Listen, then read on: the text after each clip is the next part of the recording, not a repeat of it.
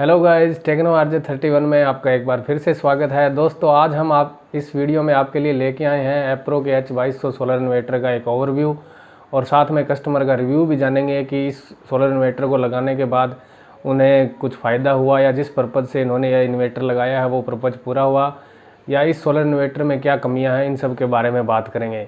तो चलिए शुरू करते हैं आज का ये वीडियो। कस्टमर का फीडबैक लेने से पहले हम सिस्टम का ओवरव्यू देख लेते हैं कि कितने वाट के पैनल लगे हुए हैं और सिस्टम कैसा है। तो चलिए हम पहले छत पे चलते हैं।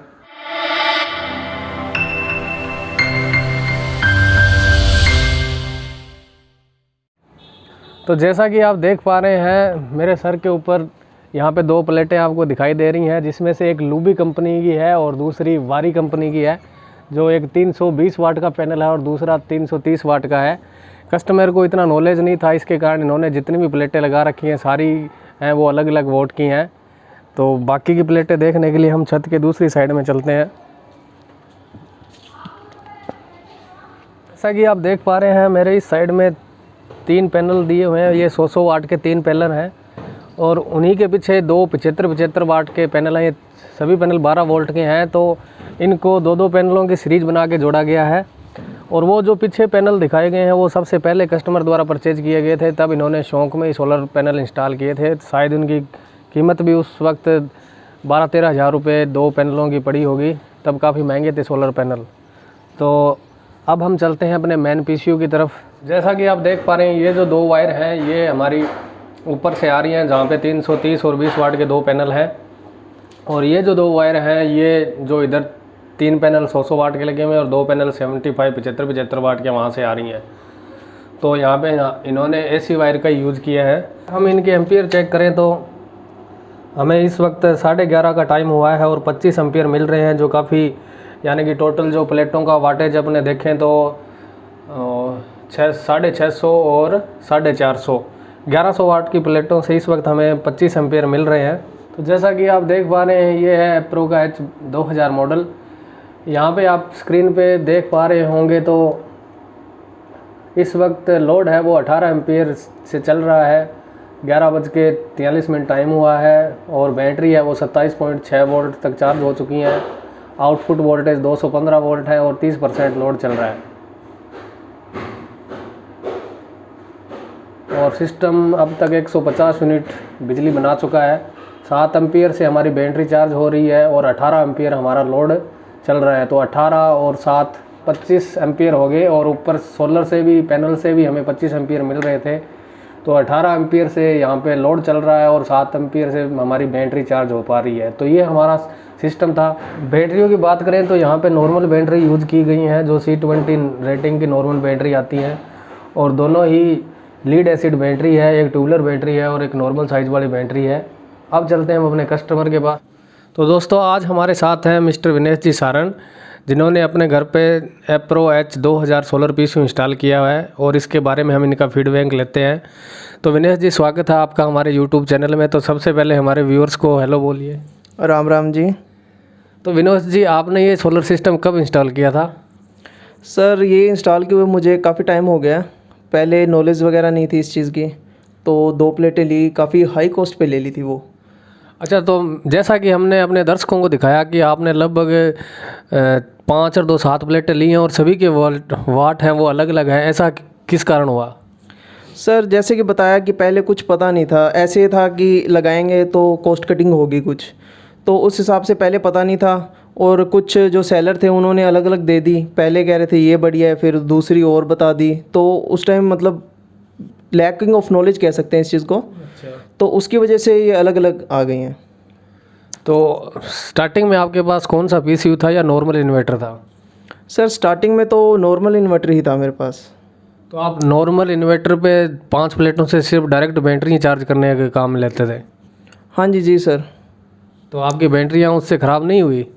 सर 1-2 बैटरीज ख़राब हो चुकी हैं मेरी, लेकिन इस चीज़ की नॉलेज बाद में पता लगी, तो उसके बाद मैंने PCU ख़रीदा था।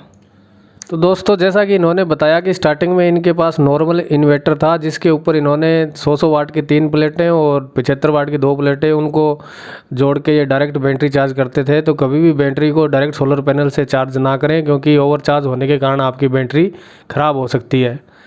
तो उसके बाद विनेश जी आपने पीसीयू की तरफ रुख किया। जी सर, उसके बाद पता लगा कुछ पीसीयू के बारे में, कुछ वीडियोस देखी, आपका भी चैनल पता लगा तो उसके बाद देखा, काफ़ी नॉलेज मिली मुझे। हाँ जी। तो आपने फिर अप्रोच 2000 मॉडल ख़रीदा। हाँ जी सर। तो ये विनेश जी क्या आपके जो घर का लोड है उस पर्पज़ को सॉल्व कर रहा है? सर एक्चुअल में मैंने ये लोड के पर्पज़ से बाद में, पहले तो लोड के पर्पज़ से ख़रीदा था, लेकिन बाद में पर्पज़ चेंज हो गया। जैसे हमारे एरिया में कट्स काफ़ी लगते हैं, तो हमारा केबल का बिज़नेस है, तो मतलब जैसे 4-5 और ऑपरेटर्स हैं, उनको भी लाइन जाती है, तो उनके एरिया में कभी कट होता है कभी नहीं होता। तो उसकी आपूर्ति करने के लिए, ताकि मतलब केबल वगैरह बंद ना हो, कस्टमर्स को दिक्कत ना हो, इसलिए हमने ये इंस्टॉल करवाई है। और बिजली बचत का इतना पर्पज़ नहीं है हमारा। तो यानी कि आपने 1100 वाट के इस पे पैनल लगा रखे हैं और सिर्फ केबल की सप्लाई के लिए आपने ये पीसीयू लगाया है? हाँ जी सर। तो अभी तक इसमें कोई दिक्कत आई आपको? सर वैसे तो छोटे छोटे कट लगते रहते हैं, जैसे 4-5 घंटे, उसमें इतनी दिक्कत नहीं आती। लेकिन अगर थोड़ा बड़ा कट आ गया तो ये क्या है, थोड़ा मतलब ये बंद हो जाता है। हाँ, तो जैसा कि हमारे कस्टमर ने बताया कि इस पीसीयू के अंदर 3 सिलेक्शन मोड है, सिलेक्शन फर्स्ट, सेकंड और थर्ड। जैसा कि यूटीएल गामा में हाइब्रिड, पीसीयू और स्मार्ट मोड होता है, ऐसा ही नेक्सस में है। लेकिन यहाँ पे जो 3 सिलेक्शन मोड है उनमें लोड की प्रायोरिटी है वो तीनों मोड में सेम दे रखी है, जिसके कारण कस्टमर को प्रॉब्लम हुई है कि इन्होंने लोड की प्रायोरिटी है वो सबसे पहले सोलर पे, उसके बाद बैटरी पे और उसके बाद में ग्रिड पे। यानी कि तीनों सिलेक्शन मोड में कहीं पे भी ऐसा लोड का मोड नहीं है जहाँ पे प्रायोरिटी को वो चेंज कर सके। जैसे सबसे पहले सोलर की प्रायोरिटी मिले और अगर आपके घर पे ग्रिड है तो दूसरे नंबर पे ग्रिड आए, और बैटरी बैंक आपको रात को बैकअप चाहिए तो आप उसे थर्ड नंबर पे सेलेक्ट कर सकें। ऐसा इसमें कोई सिलेक्शन मोड नहीं है। तो अगर मान लीजिए बैटरी पे लोड चल रहा है और उसी वक्त पावर कट लग जाए और आपकी बैटरी लो वोल्टेज की तरफ है तो वहाँ पर इनको दिक्कत हो जाती है। यही प्रॉब्लम हुई थी आपको? हाँ जी सर, यही हो रहा है। तो अगर सिस्टम की ओवरऑल कीमत की बात की जाए तो यहाँ पे इसकी कॉस्ट बताने का कोई मतलब नहीं निकलता, क्योंकि इनकी जो पहले वाली 5 प्लेटें हैं वो काफ़ी पुराने टाइम में ख़रीदी हुई हैं, तो उस हिसाब से उनका बजट काफ़ी अधिक हो जाता है।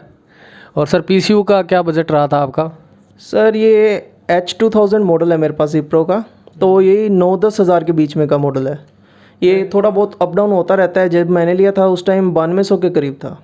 तो पीसीयू की जो कॉस्ट थी इनको, वो अप्रो H2000 मॉडल है, वो 9200 रुपये का पड़ा है इनको। और पैनल की कॉस्ट है जो लूबी और वारी का पैनल है वो 20 रुपये पर वाट लोकल मार्केट से इनको मिला है। और बाकी जो पुराने पैनल हैं उनकी कॉस्ट तो काफ़ी अधिक थी। तो ये था हमारा आज का कस्टमर फीडबैक। तो ओवरऑल कंक्लूजन की बात करें तो सर आप इस सिस्टम से खुश हैं? सर वैसे तो ठीक है, बट मैं इसको अपग्रेड करने की सोच रहा हूँ। अच्छा, ये जो इसका सिलेक्शन मोड वाला आपके पावर कट ज़्यादा लगते हैं तो वहाँ आपको प्रॉब्लम आ जाती है? हाँ जी, जी सर, बिल्कुल। तो दोस्तों अभी विनेश जी काफ़ी आगे आने वाले टाइम में हो सकता है इसको स्विच करें MPPT पीसीयू की तरफ। अगर एप्रो के अधिकारी या कोई भी सर्विस टीम वाला हमारा ये वीडियो देख रहा है तो प्लीज़ ये जो प्रॉब्लम है, मेरे पास भी एप्रो H2200 मॉडल है, उसमें भी जो लोड की प्रायोरिटी है वो तीनों सिलेक्शन मोड में सेम ही है। यानी कि सबसे पहले लोड है वो सोलर पे है, उसके बाद बैटरी पे और सबसे लास्ट में ग्रिड पे।